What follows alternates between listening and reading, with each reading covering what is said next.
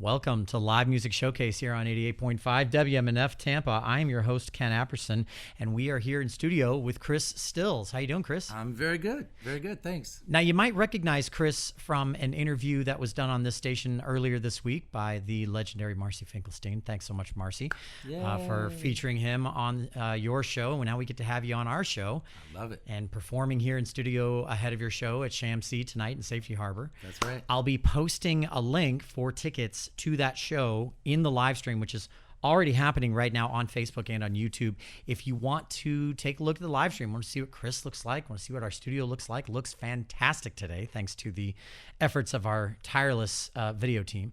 You can go to Facebook or YouTube. On Facebook, search WMNF's Live Music Showcase, and on YouTube, WMNF Community Radio.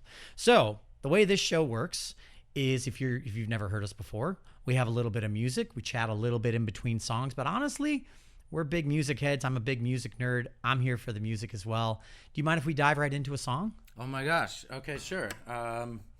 Here, let's do. We'll do this. We'll just dive into a French song. Yeah, it's set it up too. Okay. Right. Set up. All right. Yes. This is in tune. And so this song is called Les mots roses, and it means the pink words. Pink words are, they are in the chorus, Les mots roses sont des mots sad. But he's really not talking about sad words, which it is a play on words. There's a lot of play on words. Any French Americans out there, or Frenchies, you will understand. And so he's talking about the Marquis de Sade.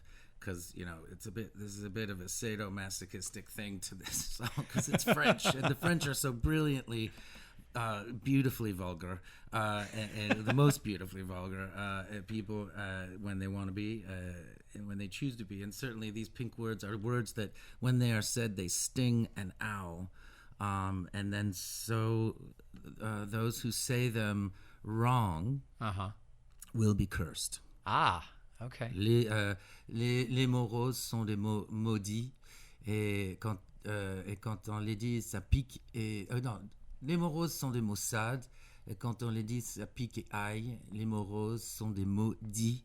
So it's like it's a play, it's like you're saying these are said words, but at the same time maudit means cursed.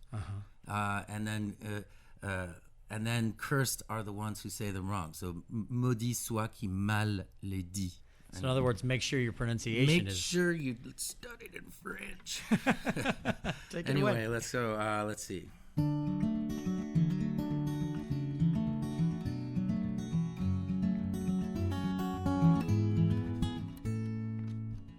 Les mots roses que tu me dis me rendent mauve et un peu gris.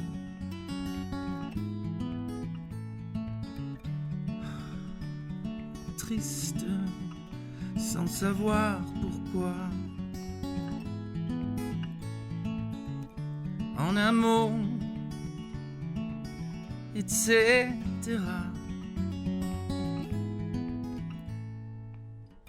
Les mots roses sont des mots de ça. Quand elle les dit, ça pique et aille. Les mots roses sont des maudits. Maudit soit qui mal les dit. Les mots roses sont des mots cœur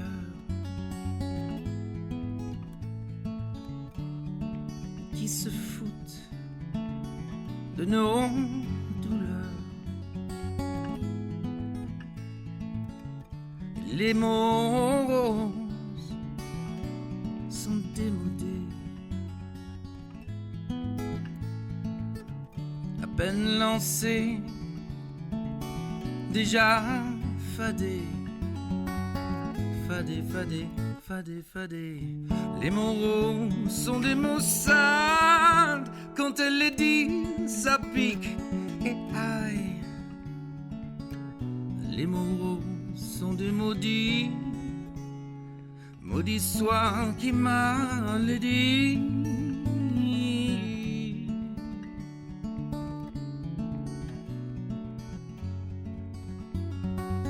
maudit soit qui m'a le dit.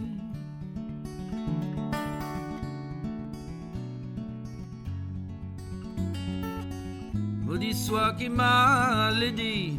Les mots roses sont des mots sales. Quand elle les dit, ça pique et aïe. Les mots roses sont des maudits. Maudit soit qui m'a le dit. Chris Stills here on Live Music Showcase. So I think it's safe to say, tu parles français. Ben ouais. Ben ouais. Ben ouais. Je parle français on peut. Mais c'est bien, c'est bien. Je parlais aussi un peu comme ça au début. If I was a French American growing up in America, and I started speaking English, it would have sounded like this in the beginning, because the accent and because when I was a kid, nobody speak French around me. It was silly language. Well, that's what I was curious about. I have a million questions, and I know we aren't going to get to all of them. But I think your background is so interesting. Obviously, you have famous parents, and that's great. That's cool. For those who don't know, Chris Stills is the son of Stephen Stills of Crosby, Stills, Nash & Young. And your mother is extremely famous in France as well. Say her name again for me, please. Only because I don't have the pronunciation skills that you have. No, that's cool, man. Veronique Sanson. Sanson, yes. Sanson, yeah. That's what I was... She's like Cher meets Joni Mitchell, in France. She's adored. If you were take any cab ride in France and you said, "Do you know Veronique Sanson?" and they were like, "Oh yes, Veronique. Oh, my youth, my teenage years, my life with Veronique." They love her. I'm going to play that card if I'm ever over there sometime. So please do. But my question is, did you learn English first or did you learn French first in the household? So English. So English? So not even English. I learned American. America. No. I learned English, and what I was trying to say in a very stupid, silly way because I haven't had enough coffee yet. But that's okay. That's all right. It's no.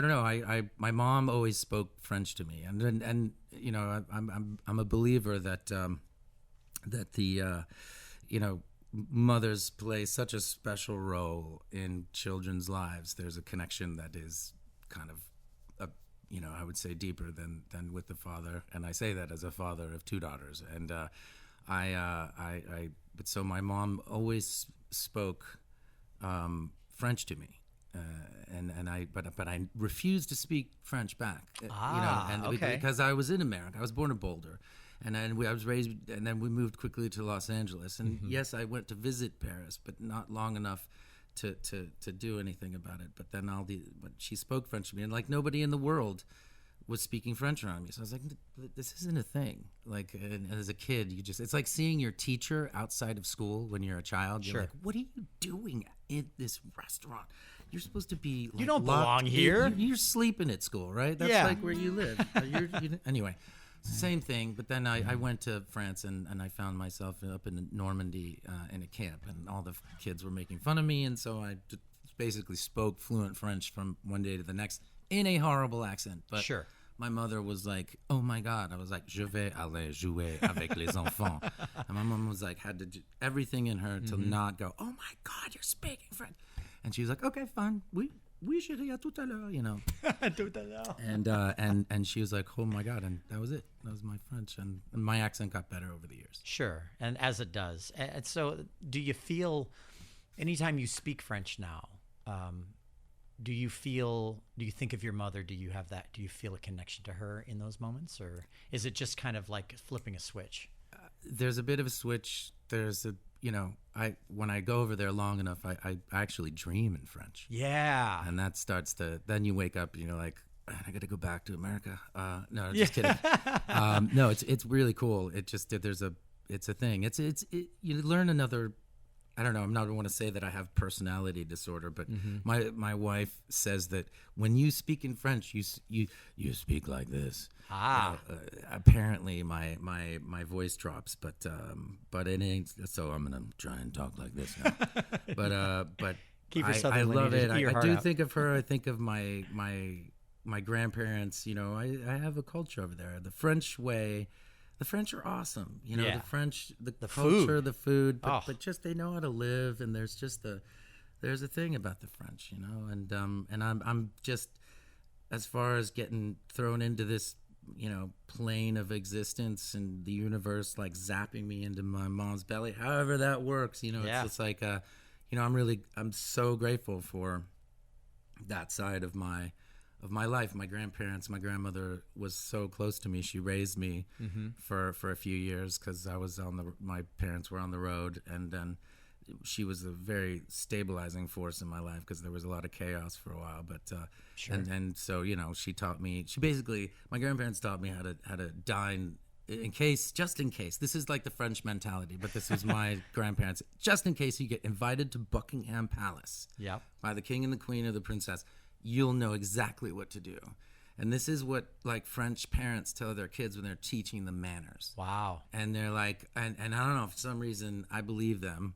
I wasn't an irreverent That's what you child. do when you're a child. You believe your parents. I was not irreverent. I did silly, stupid things, but I was not irreverent, and I loved it. I loved the stability, and she was the one who woke me up every day before school, and you know, I was like, "You're here again. What is this constance? this regularity? This what is it? You know, repetition. You know, the things that, you know, a growing boy needs to feel confident about himself." And I got it from them, so I love it. I love France. That's great. I love that. I've never been. I hear it's lovely. Oh man, get your passport and go now. Oh, that's a good plan. It's awesome. Especially since Notre Dame reopened. And Notre Dame is one of the many things you can see in France. I like that you've adopted some of the physical mannerisms too. Of Oh, you what we can't imagine. not. I mean, yeah, you they know. speak with their whole body, just like Italians. They do. although in a different way. Yeah, they you know, they're characters. They're of all walks of life, but they're a lot of beautiful things, beautiful people, beautiful art, such culture. You know, culture is interwoven into their fabric of society. The way they teach their kids in school is different. Cursive is a mandatory thing. Yeah. All children in France learn cursive. So my stepson, John, he's 9. He goes to a French school, and so he learned cursive, and his cursive is beautiful. It's amazing. If you're going to curse in French, you have to learn cursive, because cursing in French is like speaking in cursive. That's something my girlfriend, fiance, baby mama, Nice. who speaks French. That's what she always says Oh, too. nice. It's like cursing in French is like speaking in cursive. Anyway, all right, let's get back to the music. Okay. I've been listening to your music a lot, especially lately, and I have opinions about it. I think the listeners will have some of them as well. Okay. And I'd love to dive into them, but first, let's hear another song. Can we dive into another song? Yeah.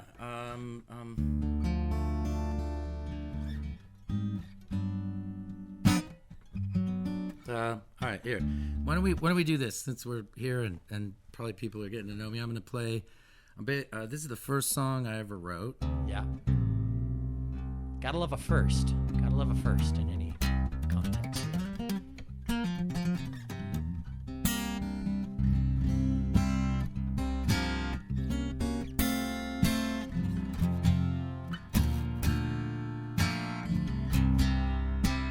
So this song I wrote, I don't know, I was like 14 maybe. Great. But my mom and dad have been were there, and then so I was in a high school band already. I had fallen into the cauldron and drank the Kool-Aid of everything, and I was like, and I wrote this song, and my parents were both there, and they just put their hands in their faces, and it's just like, oh no, are you serious? Because anyway, I mean, look, I saw the magic. I Yeah. literally, like, a lot of nights on the road, I watched it, I studied it, because I was transfixed, just like everybody in the audience who, you know, loves that kind of music and that music in general. I think I just had a very good seat, and probably, you know, I would have, on certain occasions, I would have probably preferred to be one of the spectators and gone home after the show and not home with them, because, you know, shit got really weird sometimes. But sorry, That's all right. Charlie, dump. All right, there we go. so good. anyway, so I would have preferred to go home with them, because, you know, stuff got got a little crazy. But anyway, whatever. They were there. I digress. I need to stop talking. Here we go. This is called "If I Was a Mountain."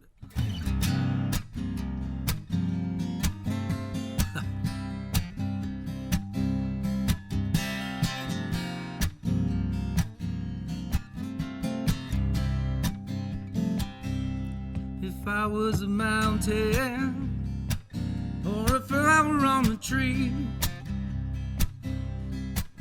would I be running from the future that I see? Would I be crying, baby, from the horror that lay before me? You've got to keep on running. You've got to keep on loving. You've got to sing the blues.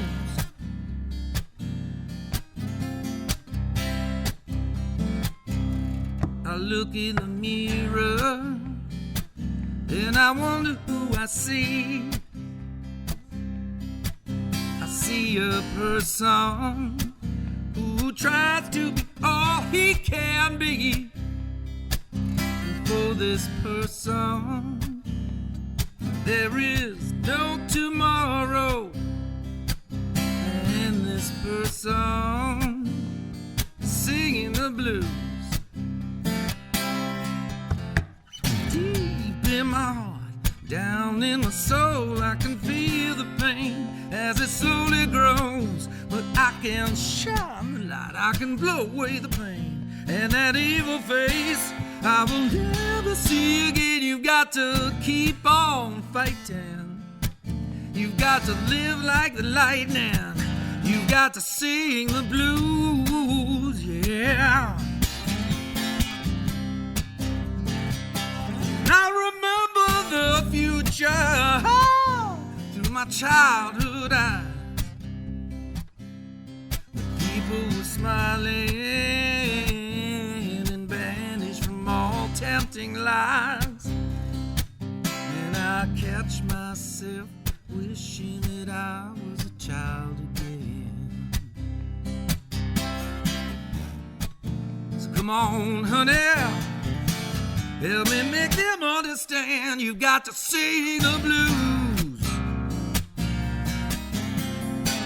Ooh, yeah.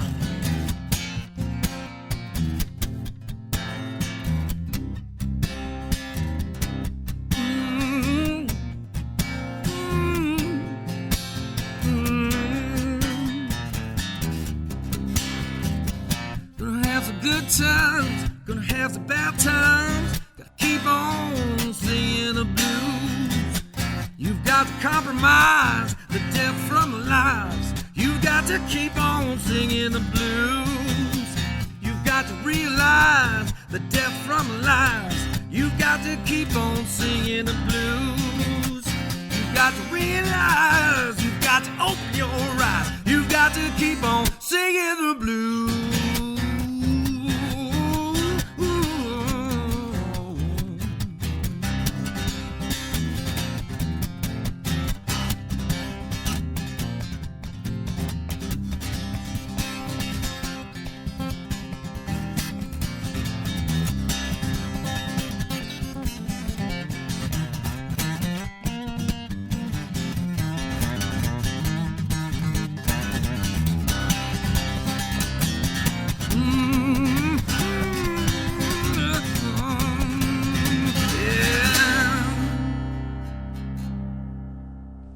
Chris Stills here on Live Music Showcase. Killer.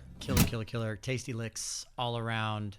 Very, very American, if I do say so myself. Yeah.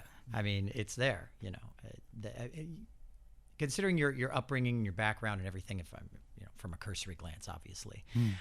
But I think it's so interesting listening to your discography and listening to how your sound has kind of evolved over the years. You know, hearing some of the 2018 release, the album that you had out, it was there was a lot of strings and by strings I don't necessarily mean like mandolins or you know, like bluegrassy stuff. I mean like symphony. Oh yeah, there was some Paul Buckmaster stuff. That was my buddy Oliver Krause. He's a brilliant He has a safe word too with his family, by the way. Anyway, I will not share it. But he's great. He did the strings on that, and he's a one-man guy. If you need great strings, Ollie Krauss, and he's a great Brit. Met him on a anyway. Yeah. But I mean, it's cool to listen for any artist. Really, it's always cool to listen to that evolution. If you're looking for there you go. So hearing a lot of like strings, and not just strings, but like you hear like the standard kind of symphonic, almost kind of 70s.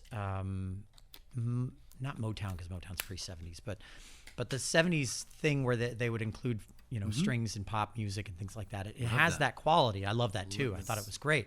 It's brilliant. It's a way to civilize the masses, so to speak. They say like good things are borrowed, great things are stolen. Yeah. That's pretty much.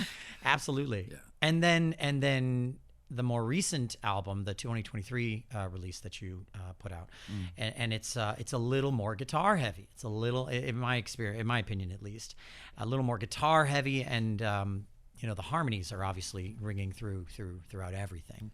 But I guess the question that I have is, and I think this is there's two sides of this coin here, but is that evolution for you an intentional thing when you go into a new project, as in like you have your theme, or you have your basic kind of bones of your most recent project, and you come into the next one and you're not rinse and repeat. You seem like you have a good idea of like you want to create something new. So is the evolution of your sound intentional, or does it happen more organically for you?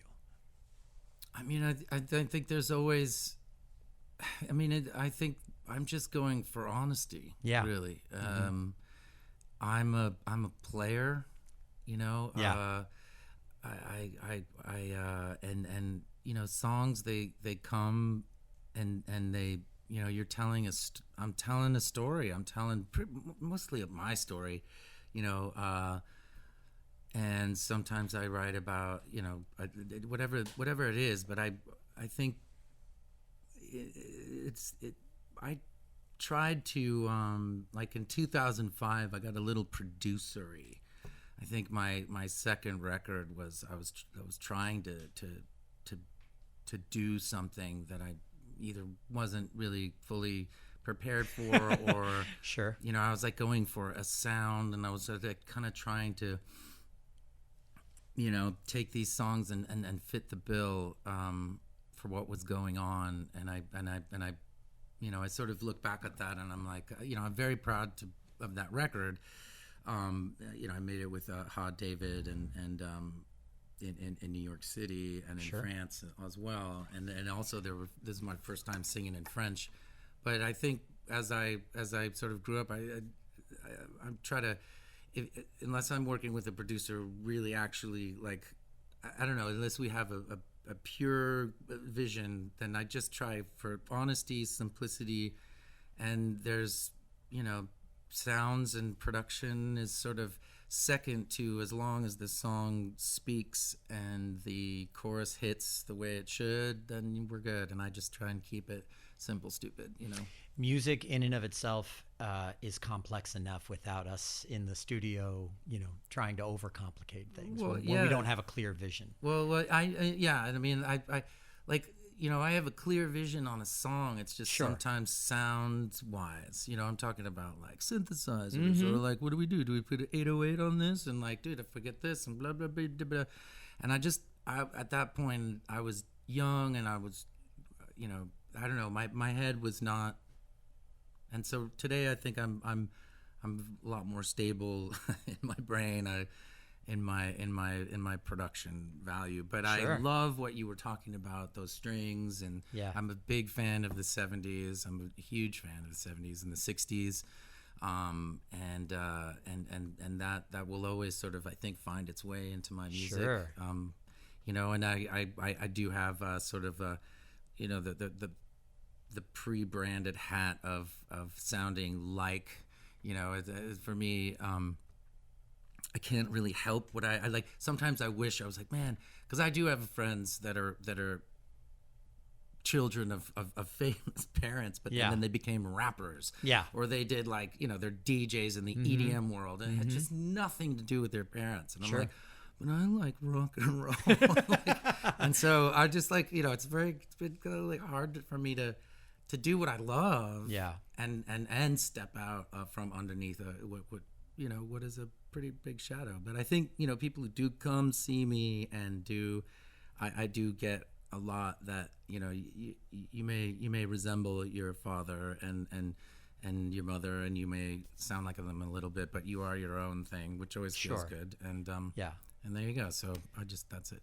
Well, I think the answer, no one asked, but my opinion of that is the answer is, if you have that shadow that's there, that you have to kind of sort of live up to or whatever in some perceptions of people, which you don't realistically, coming by it honestly is the only way to do so. And that's all you can do. And I think personally in the music, I think it shows through, because I don't listen to this and think this sounds like someone trying to sound like, Right. This sounds honest. It sounds original. It sounds raw in some places in the best ways. It sounds genuine, which at the end of the day, and I'm in here week after week with musicians, a lot of them are local, a lot of them are smaller bands. And one common theme always seems to come up, whether they're nationally touring, internationally touring, or they're local. And it's wanting to convey an honesty within their artistry seems to be the universal goal. And the ones that do it best are the ones that do it honestly. I mean, come by it honestly and do the work to be honest and raw and a little vulnerable in their music. And yeah, I mean, there's artists who can connect with what they're doing, and you feel it. They're there's all shapes, sizes, walks, and girls, boys, all the LGBTQ2 whatever. Sorry, that's okay. LGBTQIA. There Okay. you go. Thank you. We got there. Sorry, I know. It's all right. I have ADHD. I can only remember 4 letters. So, and I can only count to 4 too. Yeah, that's awesome. Yeah, musician's curse. Musician's I get it. curse. Yes, exactly. Yeah. But I think it's true. I agree. The artists are it's such an important part of humanity. I think this is we're at a place right now where artists are the mirror in front of people, and they kind of help dive into the ego of a spectator, and they make them say, hey, how do I understand that? What are they saying? Like, how can I do that? And where am I in this, in there? And that's a very powerful thing. So I think the ones who, like you say, truly connect with themselves tend to pierce on through better. Connect with yourself and connect with your audience. Chris Stills here on Live Music Showcase. If you're just joining us, he's got a show happening at Shamsi in Safety Harbor. I'm going to be posting the ticket link to that show, so you can still get tickets for that show on the live stream, which is happening right now on Facebook and YouTube. You can go there right now. Facebook, WMNF's Live Music Showcase, and YouTube, WMNF Community Radio. After this next song, we're going to jump into a segment that I like to call AMA, Ask Musicians Anything, where you can call in and ask any questions that you like, questions or comments, share them with Mr. Chris Stills here. Our board op, Charlie, will take your calls. He'll take your questions. He'll send them over to me, and at the end of the show, I'll share them with Chris, and we'll usually have a lot of fun with them. Make them weird, though. We like them weird. We like them weird. Get weird with it. We've already got some great comments in the live stream. Lots of people. I'll dive into those. Tell you what, we'll jump into another song, and I'll share some of those after this next song. The Shamsi, the owners are amazing. Truly. Todd and Carolina, they're like the king and queen of the island of a little Safety bit. Harbor. Safety Harbor for sure. Absolutely. They're amazing. They put me up in their house. They have this amazing sense of style, and it is everywhere. But man, this house is like decorated. I mean, it's somewhere between Peter Pan and Willy Wonka and the Chocolate Factory meets I don't know, the Wild Wild West and like the Bandito, like I'm thinking what's 3/4 of the way through an acid trip somewhere in there. yeah, man, it was like, and I was like, They have a bowling ball garden. Yeah, Yep. they have a giant piece. I mean, there are people who walk by the house and they're like looking in. I've had a couple people try to walk in the door and they're like, "What? This isn't a place." I'm like, "Yeah, it's my place right now." And thank God I wasn't naked and all that Right. stuff. But I was like, Carolina, like, who decorated this place? And she just goes, "You're inside my brain." It was just like, oh my God. And I'm like, yes, I am. Actually, now that makes sense. Anyway, what are we doing now? What's happening? Sorry, I let's get hear lost. let's hear a song. Let's jump into Okay, a let's hear song, it. and after that, we'll share some of the comments that are coming through on the live stream. And Oh, boy. and I have a take on some of your music that I hope you'll enjoy. I think you'd enjoy it. Yeah. Well, we'll dive into it in a minute. Okay. Go ahead. All right, let's see. Chris Stills on Live Music Showcase.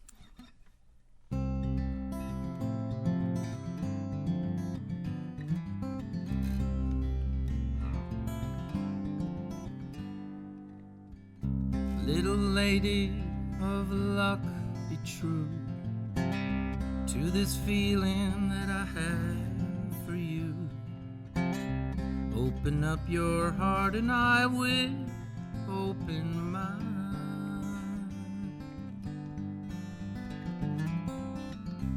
In your brightest moment I go blind, even though you keep an open mind. Every finest hour was written in your eyes. Oh, sweet California, love's a river running through ya. Oh, sweet California.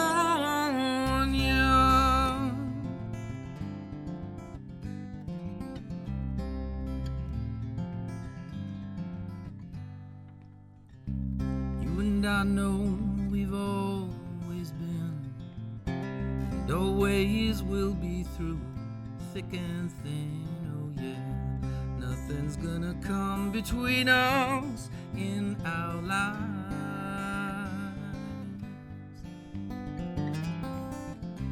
Through it all, to hell and back again.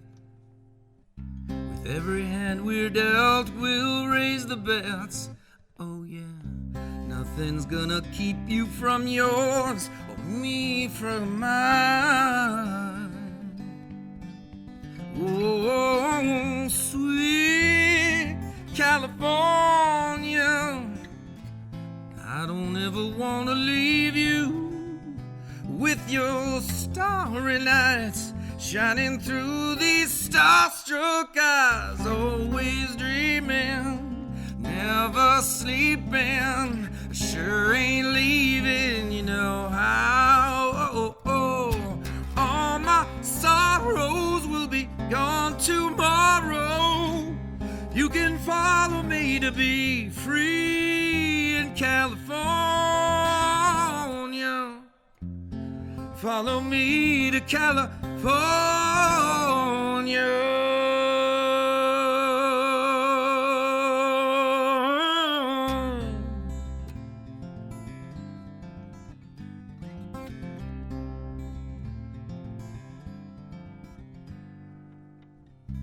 I can never seem to take my eyes off you. Your only mirror is an ocean view. After every day you bring me starry nights.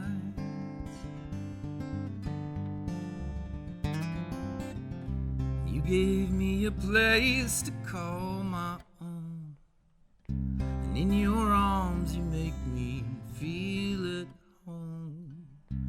After every rain you bring me sunny skies. Oh, sweet California, love's a river running through ya. Whoa, sweet California, Well, I don't ever want to leave you.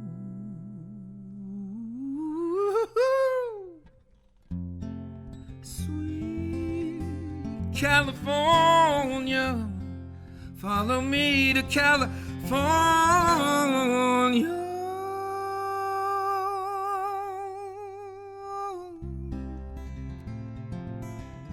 Follow me to California. Follow me to California. Follow me, follow me, follow me to California. Chris Stills here on Live Music Showcase. Follow me to California. I will. Come on down, visit. It's a drive from great. here. It's the dry heat. It's a drive. It's a dry. Yes, absolutely. Floridians love a dry heat. Yo, yeah, well, come on down. We got plenty. It's it's not bad out there. Is that where you're residing currently? Yeah. You're out in California, in LA? And yeah, outside of LA. Yeah, that's right. Surrounding area? Yep. Yeah. How were you affected by the Palisade fires? Oh, man. Yeah, that was rough. Dude, that was just like Lahaina repeated. Terrifying. Yeah, Truly. man, I haven't been to any of those places, although you can't. I mean, right now. Yeah, it's really messed up, man. It's like Hiroshima. I look, my heart broke when Lahaina happened, and I'm surprised nobody talks about Lahaina anymore. And when that happens, that's all I could think about.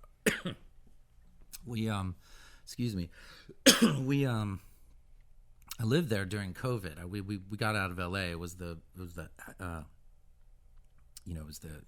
height of the epidemic, the COVID, and LA was the number one. It was the epicenter of the world. And we're like, all right, we're out, and we went and rented a house with another family right on Breakwall Beach in Lahaina. And I mean, if anybody over there is listening, I love you guys. I miss you guys, and hopefully all the people of Lahaina are getting their lives back. The fire in LA happened, and that trauma was triggered immediately, and we didn't sleep for 4 days. The first night I just stayed up all night because whatever, it just kept on growing. And basically at the end, I'll cut this short, I did not lose my home, but we had to evacuate. We live in Tarzana, which is right over the hill from where the Palisades fire stopped. And so it stopped was literally the fire line. Wow. And the thing is that if the fire crossed that line, then all of the valley was screwed. That's what I heard, that it was like it was almost like a levee. Yeah, it was. Yeah. And then the winds were coming from our side. They were from south to north, from north to south. Yeah. So oddly, the whole fire thing, we would be looking outside. It was a beautiful blue sky day because all the smoke was being going the other direction down towards Santa Monica, and then it was only the TV that was telling us, like, fire and brimstone and just like total just Armageddon. And man, that was we kissed our house goodbye and the neighborhood. Like, that was a weird thought thing. For sure. Cathartic, it was like, wow, like grabbed best guitars, left a bunch. Yeah. Grabbed, document. It's just odd. I was like, never in my life, like ever. Anyway, so we lived, but it was terrible. And I've done plenty of benefits now. Sure. And we did one the other day with Rufus and Wainwright and we called Let's Get Laid. Yeah, it was really cool. Weird Al Yankovic. There was Nancy Sinatra came out. Wow, and blew it up, man. She reminded me of my mom. Wow. She was like, "Wait, who's taking the solo?" She's like, "I thought everybody was taking the solo. Aren't we here to jam? Come on, you!" And then she. Like Weird Al sitting in the audience, and she's like, "You come here and play that accordion." And it was like, "No, please." And she's like, "No, come on." It was very much, wow. She was running the show. She was amazing. There were some great comedians. That was a really fun night. And Rufus and I, we did this. We did a cover. We did a mashup. Actually, we did Our House. Rufus had heard that song while he was watching the news, and it brought a tear to his eye. So he says, "Let's do Our House." And I'm like, "Great." And I'm on the phone with my other friend Frally and Frally Hines, and she and I'm like, "Yeah, we're doing Our House." And she's like, she laughs and she goes, "Well, how are you guys who's gonna sing the line like, Father Terry wears his best, da-da, da-da, da-da, in the room, da-da, our house. Love that. And I was like, no, it's our house is a very, very, very fine house. And she's like, oh my God, I thought that's cool. That makes more sense. And I'm like, oh wait. With two cats in the yard. That's right. Yep. That's right. And so we did a mashup. We did man, totally broke. I was like, Rufus, you might think I'm crazy, but I think we could pull this off. And I messing with it on the piano. Oh my God. And we did it, and it was great because when we finally broke into the line, it was like the whole audience. We were at it used to be called the Ace Theater, and now it's just the United Theater. It's a great theater downtown Los Angeles. Charlie Chaplin and I always forget her name. Giant actress. Anyway, but the whole audience was like, oh. I was like, oh my God, I got him. Anyway, it was really cool. That's awesome. I love that. Yeah. That happens to be my girlfriend, fiance, baby mama's favorite Crosby, Stills, Nash and Young song. Yeah, that one. A lot of people. Yeah. Yep, and that's her favorite. Rufus and I are singing together again in LA at a thing called Light Up the Blues at the Greek Theater on the 26th, which is a benefit that we're doing for. Now that I'm segueing, I just realized Seguing's that. great. Segueing into the Shameless promotion. We're doing a benefit for Autism Speaks. Oh wow! We've been doing it. This is the 7th one. And Greek Theater, it's Neil Young, Stephen Stills, Billy Idol, Cat Power, Linda Perry, Rufus Wainwright, Nathaniel Ratcliffe, and yours truly, as well as the Spectrum Bluegrass Band. And we have Spectrum artists that come sing during the thing. So that's pretty amazing. It's going to be rad. It's a great, the best shows in town. Love that. It's just that's the magic of music, right? That's where musicians really get to have their power, and in the best way, is to have that positive effect on the world around them. Absolutely. I love it. All right. Can we jump into another song? Yeah. And then after that, we're going to get to our people that have called in with questions and comments. Please. We have some comments in the live stream, some questions as well. Our friend Marcy is actually in the control room right now. She's in there listening in and having a good time. Yes, Marcy, hello. There she is. And if you're just joining us, this is Live Music Showcase. We are here in studio with Chris Stills. He's playing tonight. Is it tonight at Shamsi? Tonight. It is tonight. Okay, just making sure. Yes. I'm just getting my days mixed up. It is Friday, and he is playing tonight at Shamsi. I'm going to post Safety Harbor Arts and Music Center.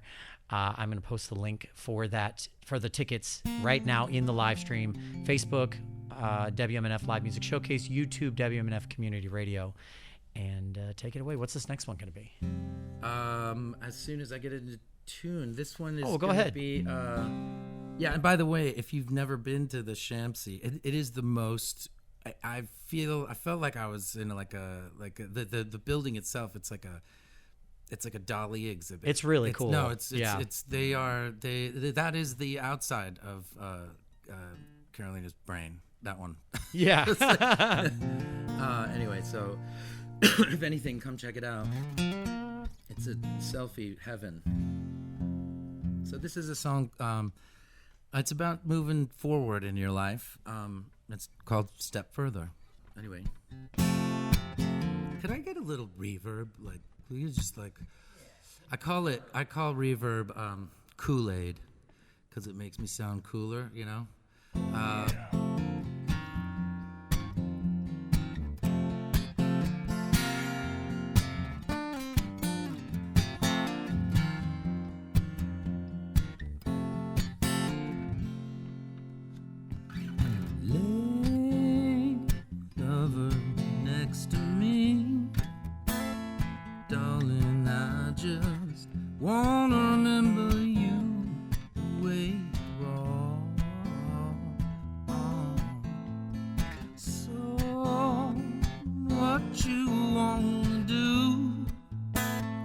Tell you something, there will come a time when you will know.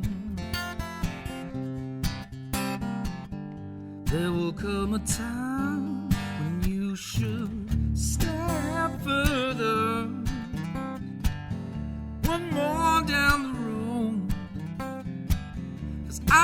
just got to know, does this heart believe in you?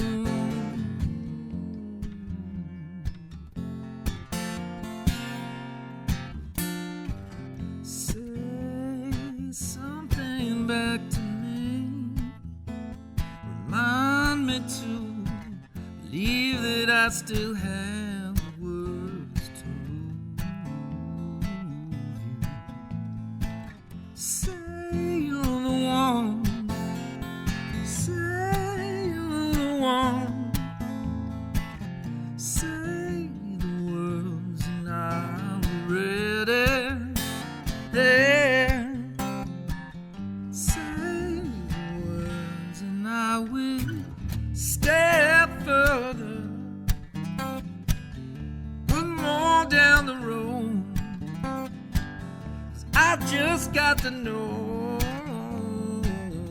does this road lead to you? Does this road lead to you?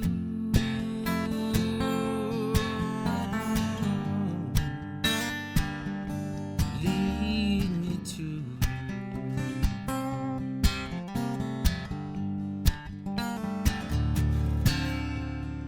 why waste time? Take your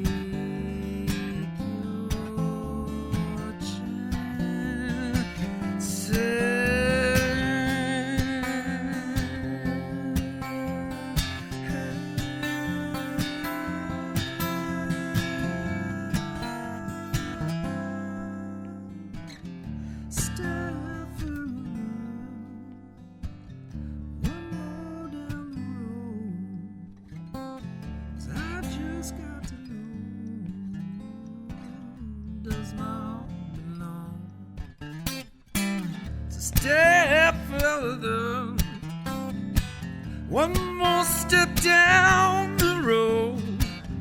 Does your heart belong? Does this road? Does this road lead to you?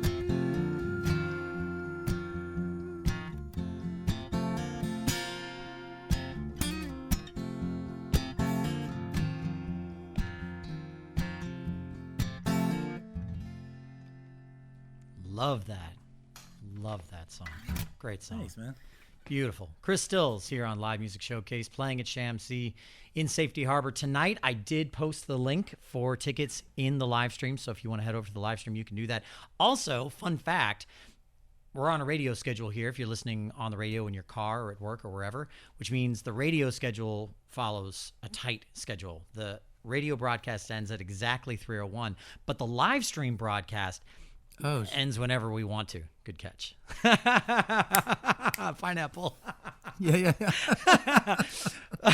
Which means if you want to see any of the after show hijinks that may or may not occur, or any other, additional questions, or any questions that I don't get to from the AMA, jump onto the live stream on Facebook or YouTube. Facebook, WMNF's Live Music Showcase. YouTube, WMNF Community Radio. So let's dive in with a couple of them. We'll try to keep them compact because there's a bunch. You know what I'm saying? We have 5 minutes left in the show too, so we'll kind of run and gun here. Our first one is going to be from Marcy. I think she gets first say, and it's a great question too. Watching you play the beautiful, sweet California, it's clear you enjoy live performing, but that requires leaving home and family to tour. Does that get difficult? Always. Yeah. It always sucks. It's the worst part about it. Yeah. It really is. Yeah. It's really just, there's a few other hard things, but that is the worst. Yes. Yeah. And then Then it's thank you logistics and tour manager and Yeah. So where you got to be at noon, all that stuff. Right. And, doing a radio monotony. show. But you do meet a lot of great people, and there's so much to experience in this world, and I love experiencing the world. I love meeting you guys. I love coming here for the first time. I've never played Safety Harbor. I never played Fogartyville.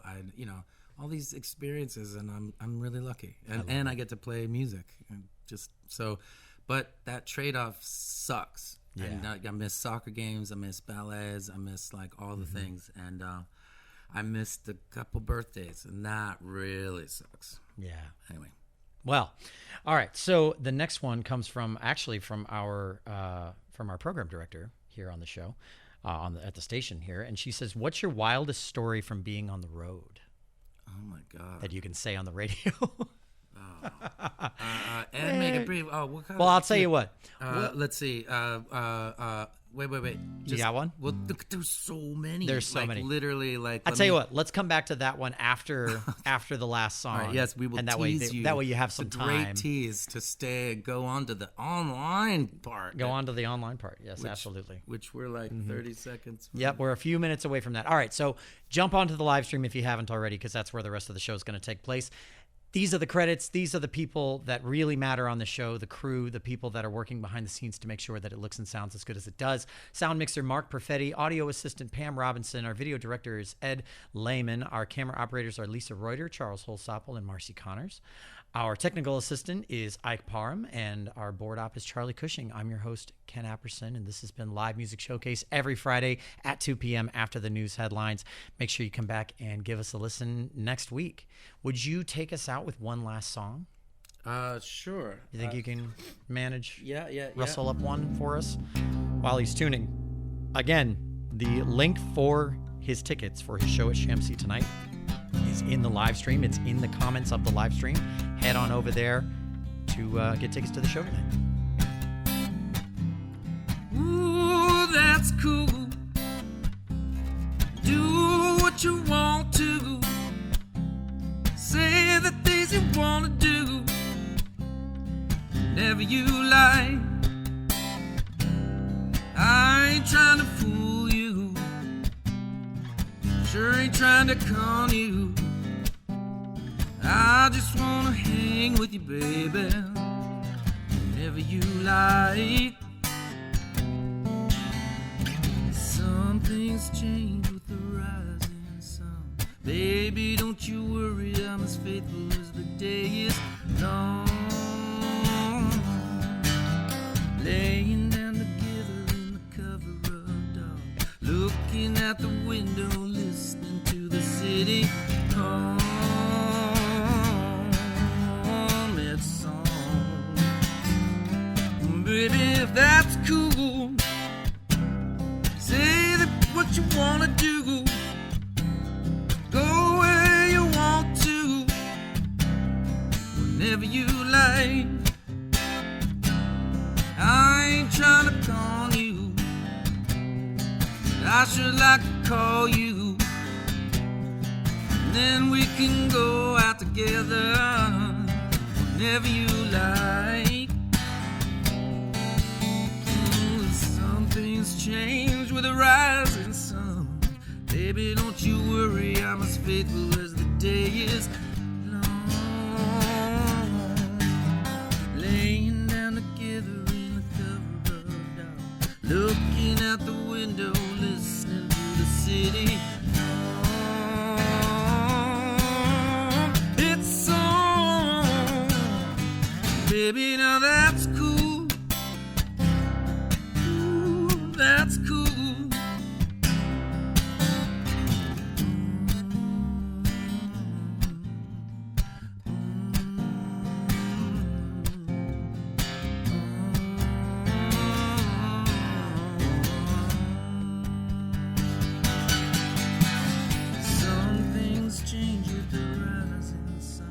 Baby, don't you worry, I'm as faithful as the day is long. Laying down together in the cover of dark, looking at the window, listening to the city hum its song. Baby, now that's cool. Ooh, that's cool. That's cool. That's cool.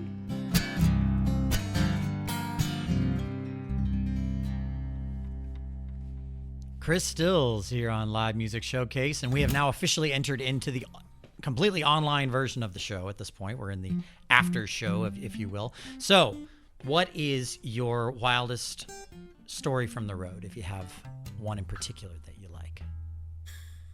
Okay, back to that. Yeah.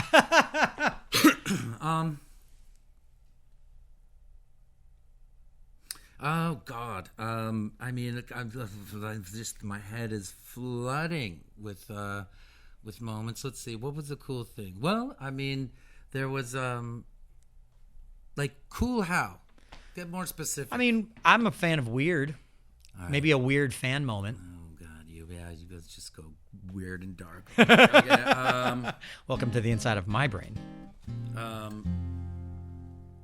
Let's see. Well, okay, weird. No. Oh, okay. Here we go. What happened? Oh God, I'm self-editing, and okay, so there's like tons. You don't have to edit as much because we're online. Tours in France. The FCC isn't watching and us. then, in this all the instance, tours so we can get away with a little bit more. In friggin' France. There you go. Yep, And then, but then there's what was a Well, repeat the question, please. What's the weirdest fan moment you've had on the road? How about that? No. What was the original? Oh, the original question was, what's the wildest story? I'll pull it right up. I'll say it verbatim here. Let's see. She said, what's your wildest story from being on the road? Oh, okay. So this one's pretty cool. Okay. All right. So, okay. Does it have to be my tour, or does it have to be any tour? Because I've been on a lot of tours. Just your experience. Okay. So one of the coolest experiences that I ever had on tour. Well, one, I'm gonna name a bunch. Okay, 'cause there that's was great. A bunch. And first time ever playing drums with Crosby, Stills, and Nash. First time my dad called me up to play drums with Crosby, Stills, and Nash in Laughlin, Nevada. He knew how to pick them. He was like, if we're going to let them do anything, we better make it in Laughlin or something. No disrespect to Laughlin, Nevada, because y'all clapped for me, and that was awesome. There you go. Nice. Right. But it was on Southern Cross. So that drum beat is not that easy. You got to do these 16th notes. Anyway, killed it. Got to get that molar and technique so going. that was feeling your foot do that kick drum in a big stadium is something, so that was cool. Sure. I had first time I ever played in front of an arena, like 17,000 people. I was opening up. This is pressure. In France. I was opening up for Eddie Mitchell. Wow. He's a great French artist, actually, and he saw me play live at this great club in Paris called the Reservoir, and he was like, he called me up out of the blue, got my number from my mom. Wow, this really huge artist who sells out Bercy in Paris, and he was like, Christopher, I want you to come and sing. You open up for me. I'm like, where are you playing? And so we're playing Bercy in Paris. It's like, it's like playing the Staples Center or whatever it's called, the crypto. Sure. Oh God. The Staples Center. Anyway, so I get there and I'm walking on stage and I'm playing this my first show. I'm so nervous, and the stage is like enormous. It's bigger than it's. Some people don't think about often is those stadium shows how massive the massive stages stage. are. Absolutely. And so they put me center stage with my acoustic guitar, just me in front of a sold out. No band. Just you. No, just me. Okay. In front of a sold out thing, and I'm like, I'm gonna do piano songs. It's like, cool. And they're like, great, you have a piano? He's like, yeah, we got a grand piano, no problem. I'm like, so cool. And I'm like, I go and right before I walk on stage, they hand me a cordless microphone. And they go, unfortunately, this is the only mic that we have. And when you go to the piano, just don't forget. And you go back to the thing, don't forget the mic. Oh yes. Okay. You know what's coming. I do. Yes. You know what's coming. I've been that guy on stage. Okay. But you have to understand that this is my first time, and I don't know. How old were you? I was 20. You were 20. Maybe. Oh my God, I can't imagine. baby. Anyway, okay, yeah. And so I get up there and I'm playing like, oh, I'm by myself. I didn't know. So there's a sub story to this embarrassing moment, Sure. of triumph that's coming. It's coming. It's on its way. With the mic drop. But so I go up there and I'm playing. I'm like, I'm solo acoustic. This is an intimate show, and I'm playing these like. And dude, it was like 15 people in the audience throughout the whole thing were like, his name is Eddie Mitchell, and you could just hear from like 2 miles that way. Right. Eddie! Eddie! And I was like sitting there going like, story of a dying man. And I'm like, oh my God. And then I'm like, okay, this is going well. And I take off my guitar and I grab the microphone and I'm like, the piano is 50 feet that way. And I'm like, Right. And it's just silent. There's like people talking. It's Right. like, blah, blah, blah. And I'm like, well, I'm not going to run. So I walk, it's like takes forever. It's this interminable time. Yeah. I do this song. And then I do literally, I think I did the song Story of a Dying Man, which is a great song, but not to be played by yourself in front of 17,000 people. As your introduction as the opening to that audience. act of somebody, like nobody knew who I was. And I'm like, and that's where they were like, Eddie. And then I was like so nervous. And I walk back and I do the 5-minute walk back to the thing. I pick up my guitar, I put it on, and I walk up to this microphone stand. Because the microphone is back. Yeah, and I just 50 look, feet away. and it's fucking, and there is not a single tech, Right. not a roadie, No. to save me. And Nary a stagehand. and they're just I think it was. I'm pretty sure they were, hazing me. You're right, pretty of much. course. And I'm just like, you bastards, and They were it was like, just the walk of shame. It was like I walked in silence again, and it was internal. So anyway, my mom is playing at this other venue at the same time that whole week. In fact, I think she was playing there for a month. It's called the Olympia. It's one of the most famous. It's where the Beatles played for the first time. I've heard of in the Paris. Olympia. Yeah, the Olympia is amazing. I played there many times, opening up for my mom, my dad, and and played there with different times. Sure. And so she was like pissed that she couldn't see the show, and so she had the mayor get her an ambulance, and they like ambulanced her with the sirens running because it was obviously at rush hour in Paris. Traffic sucks. Anyway, so she got there, saw the show, and playing bass with her at that point was a guy named Lee Sklar, and Lee Sklar is a bass player for Genesis. okay. And Yes. also Okay. in a very famous session group called the Immediate Family, Okay. and with Waddy Wachtel and Russ Kunkel, and they just on every Linda Ronstadt record, James Taylor record, like anything basically they were like, the hit machines of the 70s. Sure. And so he's sitting there and he sees the gig, and I'm like, oh man, that was rough. And Lee Sklar gave me the greatest advice. He's like, dude, you don't know where you are. And I'm like, what do you mean? I'm at Bear Sea. He's like, yeah, but you're at a sporting arena. Do you know that from the third row you're like this big? And Right. It's like and from the 10th row you're like an ant on stage. Like, you can't do intimate stuff, and like it is not an intimate show. You need to do the loud thing and be running around doing backflips if you got to.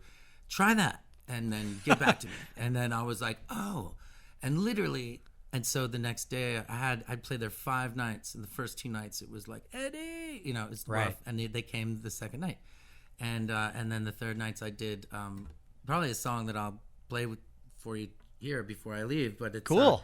And that was the first time that I did this whole thing. I had them clapping in their hands. They were singing. Nobody sang Eddie, and nobody said Eddie. Redemption. And one person said Christopher. All right. but it was my godfather. Redemption. It's very good. Very good. All right. So let me share a couple of these questions with gotta you. go. Yeah, I know. You got to run. I I got know. a gig. You don't have to play another song if you don't want to. I appreciate you being in the zone. I forgot that. No, it's cool. This is fun. Yeah. All right. So we'll just run through them fast because it looks like Yeah.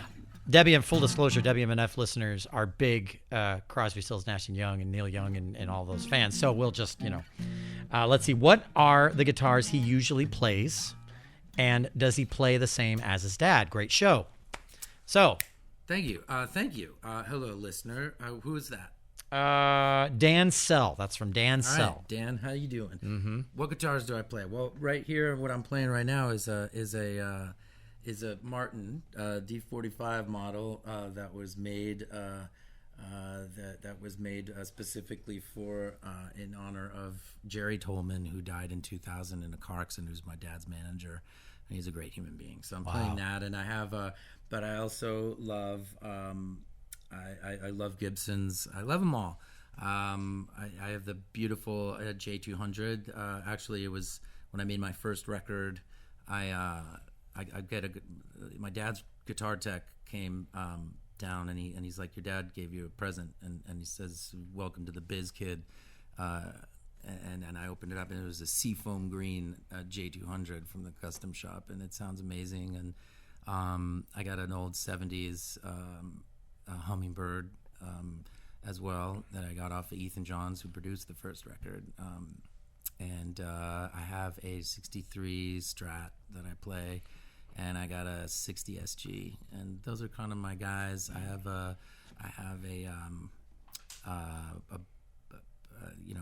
love a 335.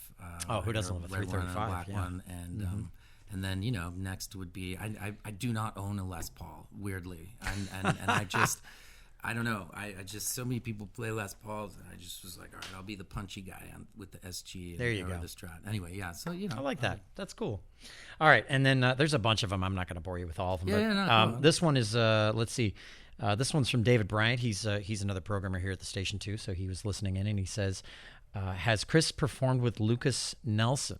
Yes. Lucas is so awesome. Yes, Lucas is so awesome. Yes, I have. He's my bro. When we were living in Maui, that's where we met. Wow. We met for the first time, actually, a long time before. Well, not that long, but we met in L.A. I think he was passing through. We did this karaoke night at a restaurant, my friend's restaurant, called La Poubelle in L.A., which means, literally translated, the trash can. But it's only because they started off by selling the discarded vegetables. They picked them up from the grocery store next door.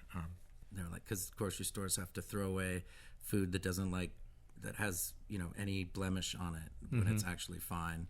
And of course, she was French, and she was like, "But it's perfect. What is wrong with this? I take it." And it was like, "Oh, it's illegal. You can't do that, ma'am. It's against the rules." And she was like, "Okay, I'm sorry." And then she went and literally went into the trash can and pulled them out. She's like, "Fuck it, and don't tell anyone." And anyway, and she's great, Jackie. She was the founder, and my friend Francois owns that place. What was the question? Lucas Nelson. You answered it. Yeah, we do know each other, and I played with him. We sat in with him a bunch, and he's amazing. I love him. He is a powerhouse. So I'll just share a couple of little comments, and then we'll wrap it up. I know you have a show to get to and everything, but honestly, they can't start the show without me. That's true. You are the pilot of that particular airplane. Take me to the pilot. We just had a bunch of really nice commenters. Let's see. Can't wait to meet Chris tonight at the Safety Harbor Art and Music Center. I last saw him on tour with Ryan Adams, and I said, "Wow, what a guitarist! I want to see him again." Yeah. So that was from WF Kulker. And then Debbie Carr says, saw Chris at Fogartyville Wednesday. He was fabulously entertaining, and his guitar skills are outstanding. I'm now a fan. Oh, yeah. So that's great. Welcome. That's like one of the, by the way, to the people watching right now, that's like one of the nicest things you can say to a musician is, I'm a fan. Yeah. Or now I'm a fan. That's all you got to say. And then the rest of them are very sweet and very kind of to the point. Great show, sounds great, wonderful, beautiful song to match the sentiment. Hit those high notes, Chris.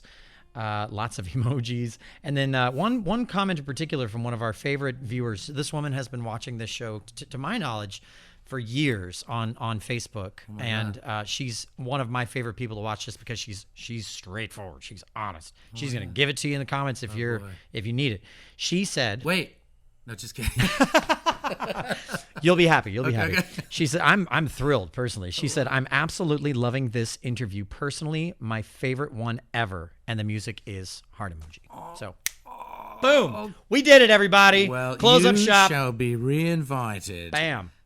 I love it. I love it. Thank All right. you. Thank you so much. So we're going to call it on that. I think that's a good note to end on That's right a great there. turn, and I got to sit through traffic and get to the gig. Here, yeah, I have to do the same, actually. Chris Stills here on Live Music Showcase. Thanks so much for watching. Thanks for listening. And whether you're learning how to play our house, or you're learning how to parler français, le français, go practice. We'll see you next week. All right.